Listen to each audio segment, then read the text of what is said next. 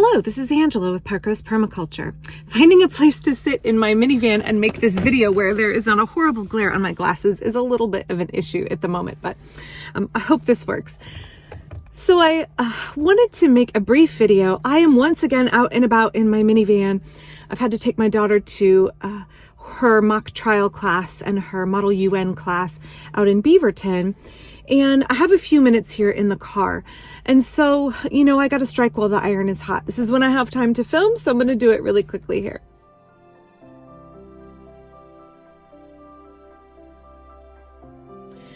First off, I want to say I made a video recently about zones 4 and 5 and embracing the concept of wildness in the way we design our landscapes in permaculture.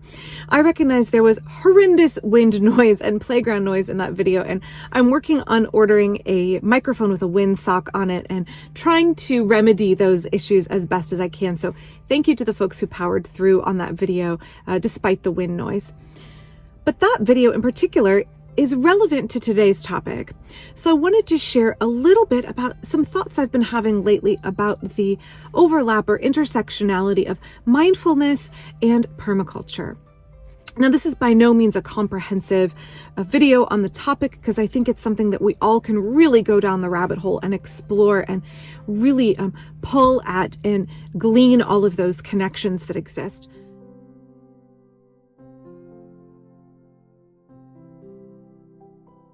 One thing that's been on my mind is the concept of zones in permaculture and how we can apply that to how we approach mindfulness and how we approach the concept of utilizing time and space in permaculture.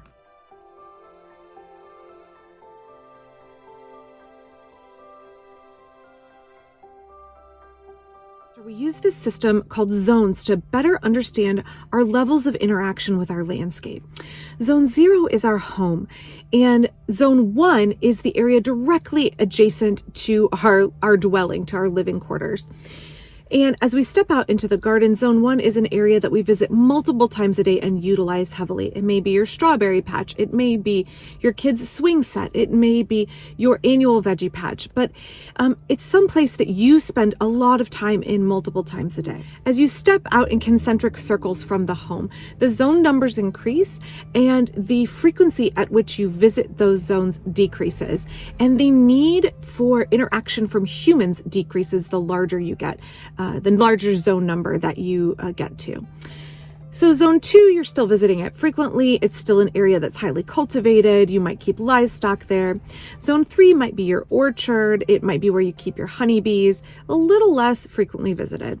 Zones 4 and 5 are approaching things that are really infrequently or never visited by humans, like your woodlot, a woodland that you might go to harvest, chanterelles from. You might go to harvest a crop maybe once a year. Zone 5 is what we call true wilderness. You might go there to enjoy it, but it's not an area that is managed in any way by people.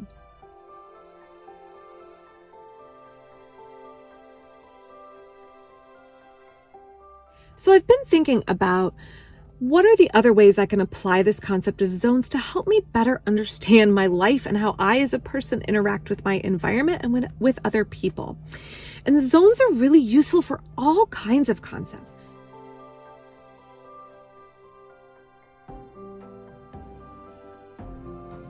If I think about my Zone 0, in terms of a landscape, that's my home. For me, thinking about mindfulness, my Zone 0 is myself as a person in my own head, thinking about what time and energy and focus I give to myself and my own mental well-being. And I think it's really, really important that we take time in permaculture to focus on our own resilience. I made a video a while back about some steps you can take to help you build personal resilience. And I think that that's just so crucial, that we need to care for our home. We need to care for our own personal selves and our own mental and emotional well-being if we're going to have a positive and efficacious relationship with all of those spheres outside of ourselves.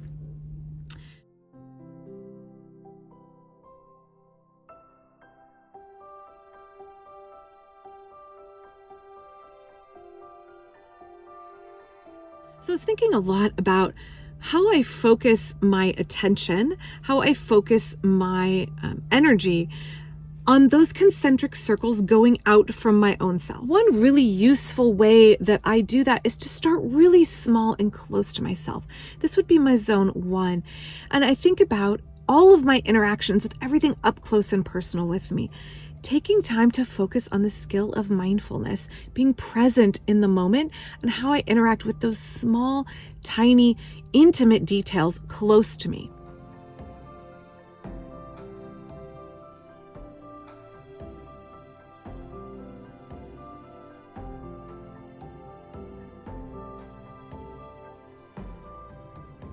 So if you aren't used to the practice of mindfulness, some of these aspects can feel kind of superfluous and maybe a little bit silly, but they're actually deeply grounding and help us function better as humans, help us more deeply appreciate the world around us, and also help us become more resilient people emotionally and mentally, and also just help us enjoy our lives more.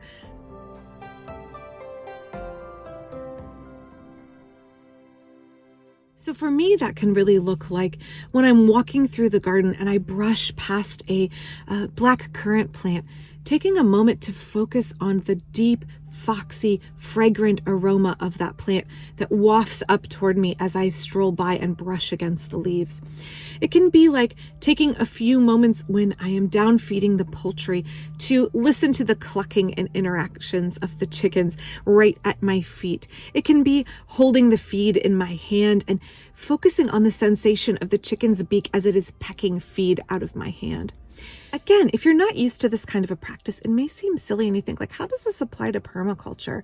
But there's so many ways that it actually really, really does. I'm taking that zone 1 and I'm being absolutely present in the moment. And I'm just focusing in on what is the sensory experience? What can I hear?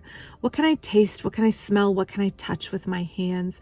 What is the moment of sensory experience that I'm having intimately close to my body here in this moment? And then thinking back about the connections from that sensory experience, right? So, and that is where I start thinking about the journey of permaculture, because everything in permaculture is something that is deeply interactive with us as a person. It touches every aspect of our lives. And so for me, maybe I'm getting a little rambly here, but starting out with that, being present in the moment and thinking about the very simple experience of having one sense that I'm focusing on.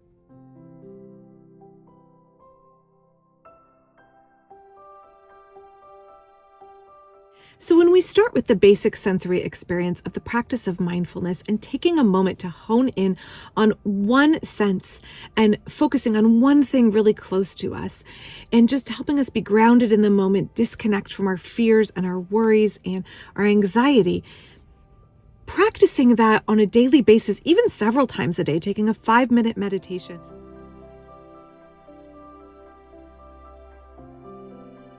Okay, you know what? I'm just going to think about this glove that I'm wearing. What are the sensory experiences that I can have?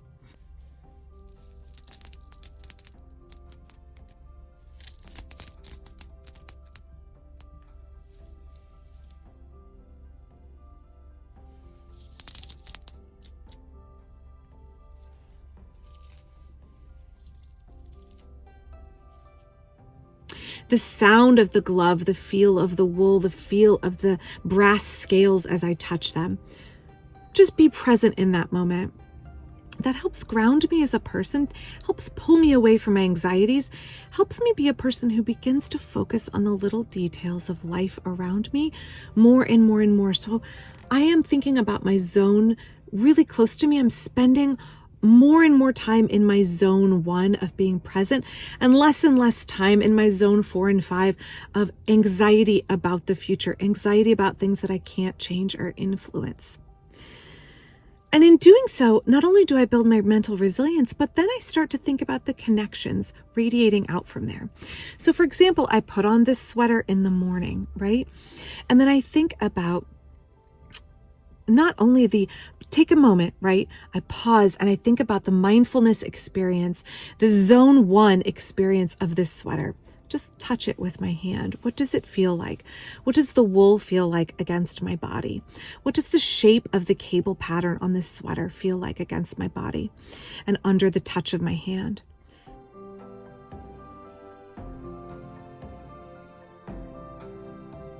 How does it smell like the cedar it's been packed in?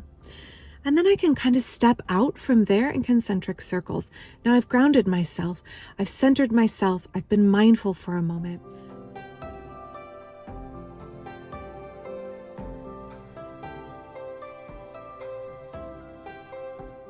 How does that help me think about permaculture? Well, this sweater, a sheep wore it. What is it like to be the sheep farmer who cared for that flock of sheep?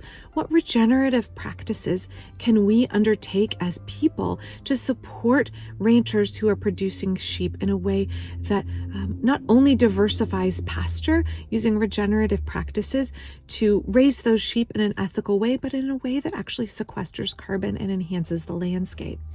And then from there, I think about the permaculture way we view labor and the way we view other people around us, people care, right? So what about the garment workers who had to spin this wool into yarn, who had to dye it and then had to turn it into a sweater? What is their life like? What is their experience like? And how can we better bring it into alignment of permaculture principles? And then I think about what is the aspect of capitalism and consumerism that radiates out from this sweater, right? This was a sweater that was sold in a department store at one point in time. And the person who bought this, what was her life like? How can I think about empathy for consumers trying to function in a really imperfect way of interacting with the goods that we purchase and doing the best that they can? And how can we help make that process more regenerative and more healing for them and for the planet at the same time? Because right now there's no ethical consumption under capitalism, and every choice that we make for purchases is fraught. And then I think about the journey of this sweater from there to the thrift store where I purchased it. How can we support thrift stores that work to undertake charitable causes and increase equity and increase well-being for the lives of vulnerable people in our communities? The thrift store where I bought this sweater, they fund a free clinic. And so I know that my purchase of this sweater is going to help other people access health care. And then I think about what will happen to this sweater when I'm done with it, when I've worn it out. How will I return it to the earth? And how does permaculture view that nutrient cycling, right? So this is a wool sweater. It'll eventually be composted when I'm done using it and it's totally worn out.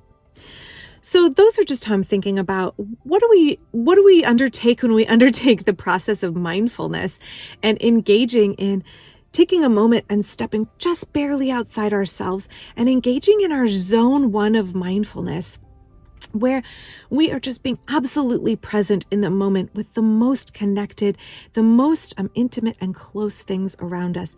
And how can we use that to radiate out from there in our understanding of permaculture? So I don't know if this is a good exercise for you. I just want to share my experience of it's been really good for me lately to take time in my meditation, take 5 minutes here and there throughout the day and connect with the sensory experience of something really near and close to me in my zone 1, and then think about how I want to give my energy and my focus to how might permaculture connect in concentric circles radiating out from that short, brief experience of meditating on something really close to me.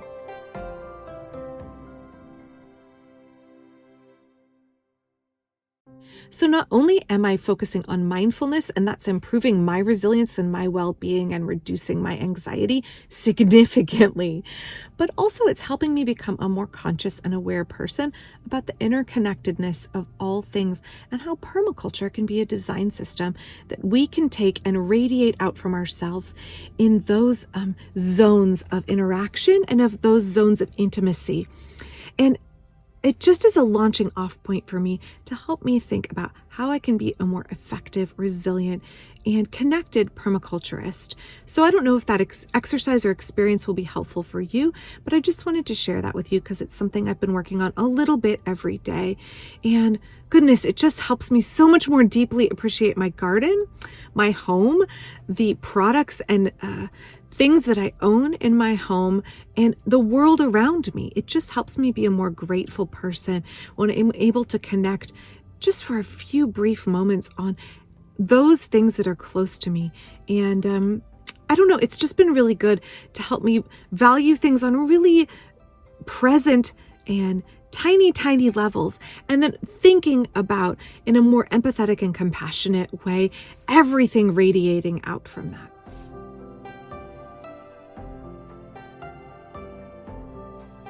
So that's a little bit rambly. I've now got to go in and help my kid in her class. I would love your thoughts on that and how you might utilize the 5 zones in permaculture to think about everything in your life being concentric circles radiating out from your core. I would love to talk in the future much more about social permaculture and utilizing the 5 zones so we can better approach our social lives and our social permaculture and the way that we treat other people and treat ourselves. So that's a future video. So as always, if you are interested in supporting this channel, you can check out my Patreon down in the description. Thank you to my 22 new patrons over the last month. I really, really value and appreciate you all so much.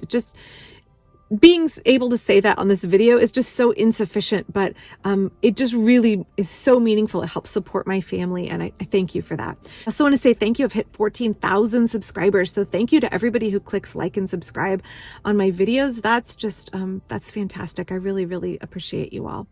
I will be back tomorrow on my new channel, Parker's Hausfrau, where I'm talking much more about local harvest, seasonal harvest, and what I am doing with the good things that are coming out of my garden and some recent foraging adventures. So hope you check that out tomorrow. Thanks.